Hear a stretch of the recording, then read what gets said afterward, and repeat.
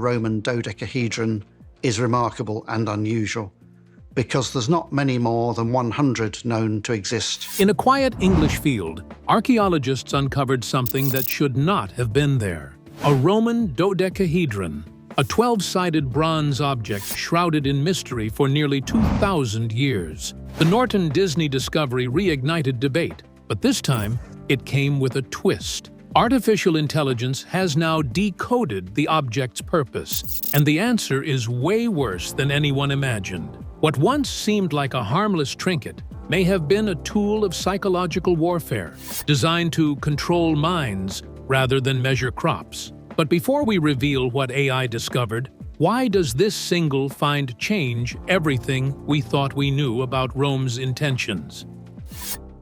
The discovery that changed everything. When news broke in June 2023 that a group of amateur archaeologists digging in the English countryside had unearthed something no one expected, most people missed the story. But to those who know the Roman dodecahedron mystery, the Norton Disney find wasn't just another artifact, it was the discovery that changed everything. The dig itself wasn't some flashy government project with high-tech rigs and Hollywood cameras. It was a group of volunteers, spades in the dirt, working under the banner of the Norton Disney History and Archaeology Group. And yet, what they pulled from the soil was unlike anything Britain had ever seen before. A Roman dodecahedron, perfectly intact, standing about 8 centimeters tall, weighing just under 245 grams, and with every detail so sharp, it looked like it had been placed there yesterday. That pristine condition is what stopped archaeologists cold. Because usually, when these things turn up, they're corroded, dented, or missing pieces. They've been in circulation, tossed into riverbeds, or pulled from plundered hoards. But this one? It wasn't carelessly lost. It was deliberately buried. And the context makes it even stranger. The dodecahedron was found inside what had once been a Roman quarry pit, filled in during the 4th century. Surrounding it were fragments of pottery from that exact time period, meaning the dating is rock solid. Not only that, but right beside the dodecahedron lay a small figurine, something clearly connected to ritual or religion. That combination, the dodecahedron, the figurine, the pottery, creates what archaeologists call a perfect archaeological context. In plain language, it means this isn't a random find. It's a snapshot in time, a moment the Romans wanted us to see. Or maybe didn't want us to see at all. Richard Parker, one of the lead archaeologists, even said the Norton Disney dodecahedron is probably the most important example ever found in Britain.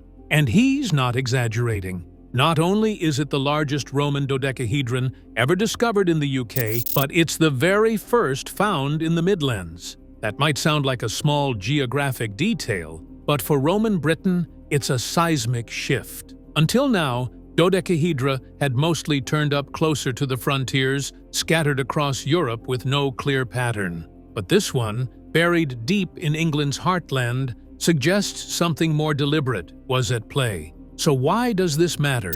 Because if you line up the Norton Disney dodecahedron next to the others found across Europe, you immediately see the difference. The others are damaged, fragmentary, and often impossible to place within a single context. They tell us part of a story like puzzle pieces from different boxes. But Norton Disney? It's the first time we've got the whole picture, untouched, exactly as it was left nearly 1,700 years ago. And that raises unsettling questions. Why was this object, so carefully crafted and strangely geometric, placed into the earth like a secret? Why was it buried alongside a figurine, as if the two were meant to work together? And why, after decades of debate, candlestick, measuring tool, children's toy, does this find force us to rethink all those explanations? Because here's the thing, this wasn't random damage. This pristine condition wasn't an accident. And when researchers decided to feed the data from all 130 known dodecahedra, including Norton Disney, into artificial intelligence, the pattern that emerged wasn't just surprising, it was disturbing. So, the question here is, what hidden purpose did the Romans build into these mysterious 12-sided objects? And why does the AI's answer make the Roman dodecahedron mystery way worse than we thought? The AI revelation: patterns of deception.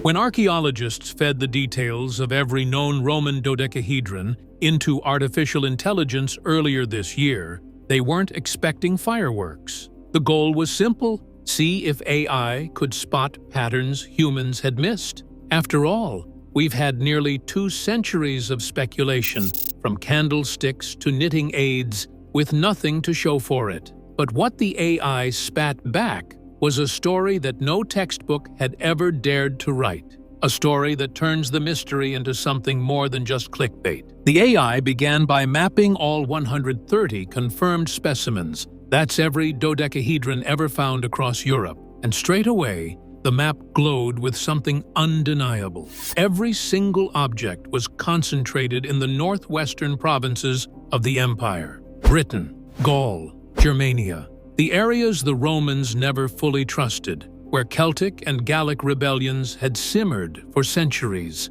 and the absence was just as loud. Not a single dodecahedron has ever been found in Rome itself, or in Italy, or even in the loyal core provinces. Think about that. If this were really some harmless tool, wouldn't it have been used everywhere? Why keep them away from the heart of the empire, yet flood the frontier with them? The AI didn't stop there. It noticed something even stranger. These objects are crafted from bronze, a metal that was expensive, controlled, and reserved for serious applications. If dodecahedra were toys or knitting tools, why burn through costly bronze when cheaper materials like wood or clay would have worked just as well? The AI flagged this mismatch as a red flag: high investment, zero practical function. Something wasn't adding up.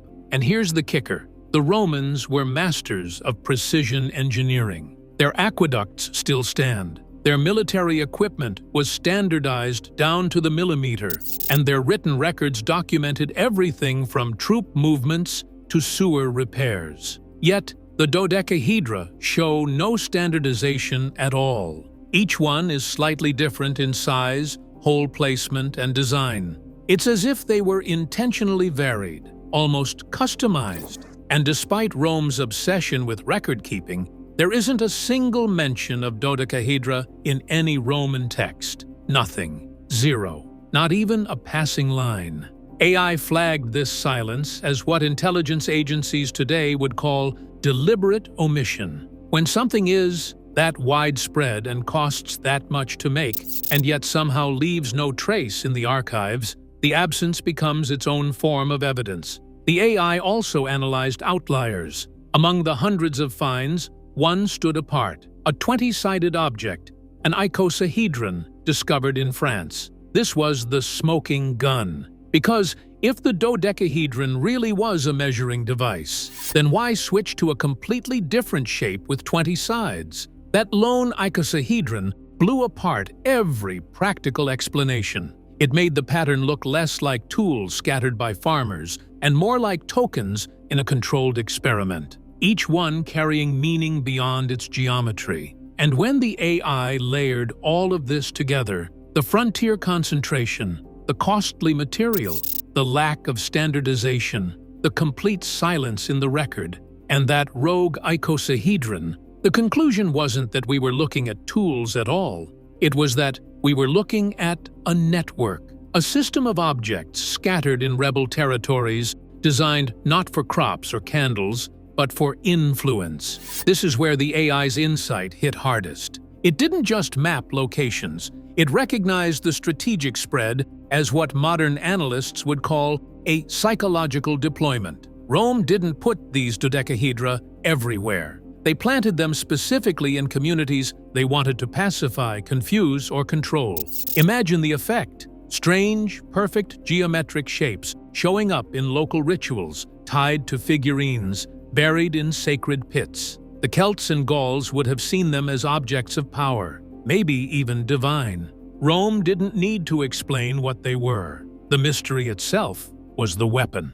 And doesn't that sound eerily familiar? Governments today talk about narrative control, about planting symbols, about making people believe something without ever saying it outright. But Rome may have been doing it almost 2,000 years ago, using these dodecahedra as tools of manipulation, not measurement. Think about it. Why else would you make objects this precise and this expensive, scatter them only where rebellion was common, and then never write them down? The AI's model framed it perfectly. The dodecahedron wasn't a tool for hands, it was a tool for minds. And that's when the theory shifted from harmless speculation to something far darker. Because if these 12-sided objects weren't just decoration, but psychological weapons, then the Roman dodecahedron mystery goes beyond old craftsmanship. The story is about how Rome came up with new ways to control society hundreds of years before modern intelligence services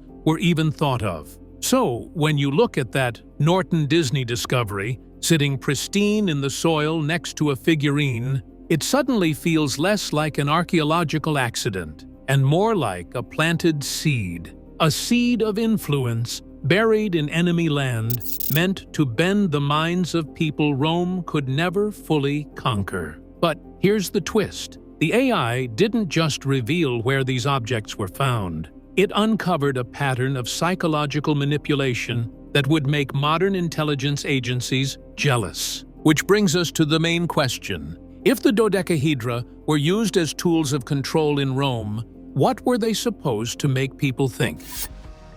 The psychological warfare theory. Control through confusion. If the AI was right, and these weren't crop tools or knitting aids but weapons of influence, then how exactly do you use a bronze 12-sided shape to control people? The answer is unsettling. The Romans may have been running what we'd now call a deliberate confusion protocol. The genius wasn't in explaining the object, it was in not explaining it at all. Imagine being a villager in Roman Britain, already suspicious of soldiers marching through your land. Then you're shown this symmetrical dodecahedron cast in expensive bronze with strange holes cut into its sides. Nobody tells you what it is. You're left to invent your own meaning. That uncertainty is power, because people fear what they can't define, and the Romans knew how to weaponize that fear. Sacred geometry carried weight in Roman culture and Celtic superstition. The dodecahedron is a Platonic solid, tied to cosmic order and the heavens. To the Celts, who already believed in patterns and cycles, this would have looked like an object from another world. The geometry was intimidating enough, but coming from Rome, backed by imperial authority, it became a sign that Rome could bend even the mysteries of the universe. The brilliance was in the camouflage. On the surface, it looked harmless. Some thought it was a tool, others a dice, others decorative. But the more guesses you made, the deeper the confusion grew. And in that confusion, Rome held control. You didn't need a clear function. The mystery itself worked as a wedge, reminding people Rome knew something they didn't. Bronze made the effect sharper. This wasn't cheap. Farmers weren't making these at home. Bronze meant value, power. Displaying one in front of a conquered people signaled superiority. Rome could waste bronze on something you couldn't even name. That imbalance alone was intimidating. And then there was what archaeologists keep finding: dodecahedra buried with coin hoards. Coins were lifelines. To bury one with wealth suggests it carried protective power. Maybe people thought it was a charm. Maybe Rome planted that belief. Either way, locals themselves started protecting Rome's psychological weapon, carrying the confusion forward for centuries. It starts to look like an ancient version of psychological operations. Today, propaganda floods zones not to inform, but to destabilize. The dodecahedron worked the same way. Scattered only in frontier regions, they weren't measuring fields. They were measuring loyalty, shaping perception, and planting symbols of dominance without explanation. And the silence in the records? The Romans documented everything, yet not one mention of the dodecahedron. Why? Operational security. If this were a controlled tactic, you don't leave written instructions. You keep it off the books. Let the object itself do the talking. That absence wasn't oversight, it was a strategy. Even the so-called anomalies fit, like the rogue icosahedron in France, 20 sides instead of 12. At first, it seems like a mistake, but AI flagged it as evidence of variation. Maybe Rome was testing which designs provoked stronger reactions. It wasn't sloppy work, it was experimentation. And don't ignore the figurines. Several dodecahedra, including Norton Disney, were found alongside small deity figures. That's not a coincidence. It suggests they weren't standalone. Paired with symbols of power, they looked divine. If you're a local, seeing a strange geometric bronze next to a god would only heighten the aura of mystery. And this wasn't limited to Britain or Gaul. Gold dodecahedra have been found along Silk Road routes. That pushes the theory globally. Rome may have been exporting this tactic far beyond its borders. Confusion as a tool of empire. Step back, and the mystery doesn't look like lost tools. It looks like one of history's earliest psychological operations. Mystery, geometry, expensive materials, religious pairing, and strategic silence. All engineered to keep populations off balance, to intimidate without a single sword drawn. And it worked. 2,000 years later, we're still debating what they were. The confusion outlived the empire. If that's not successful psychological warfare, what is? But the most disturbing part isn't what the objects did then. It's how well the deception has lasted, which leaves us with a harder question.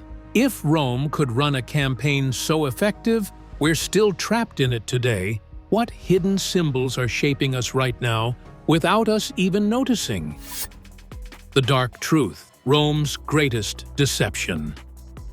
If all of this sounds like psychological warfare, that's because it was. And here's the part that makes it even more unsettling.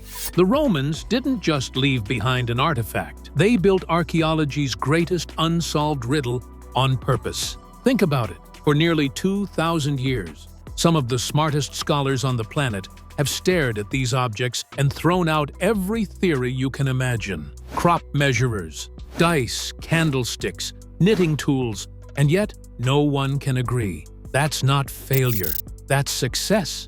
Because Rome wanted the confusion to last. The mystery itself was the mechanism. 2 millennia later, we are still chasing answers, still giving the dodecahedron power every time we argue about what it might be.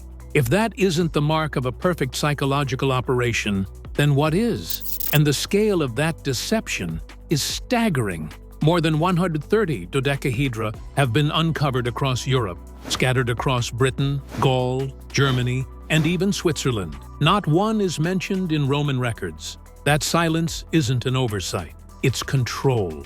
Rome wrote about everything: roads, taxes, harvests, even wine recipes, yet left this out. Why? Because mystery is most effective when it has no official explanation. By withholding documentation, Rome made sure no one could ever pin down the truth. The Norton Disney discovery is what breaks that silence. The context was too perfect. A dodecahedron, deliberately buried with pottery and a figurine, right in the heart of England's Midlands. It was the first time archaeologists could prove this wasn't a random loss. It was a staged burial, like a message sealed in the ground. And when AI lined that evidence up with the other finds, the pattern screamed deception. This wasn't an everyday object that somehow slipped from the record. It was Rome planting confusion like a seed and letting it grow for centuries. And once you see it, you start noticing other mystery objects in Roman archaeology. Tools with no known function, devices with shapes too deliberate to be accidents, yet never explained in the texts. How many of these were genuine instruments, and how many were props in the same psychological theater?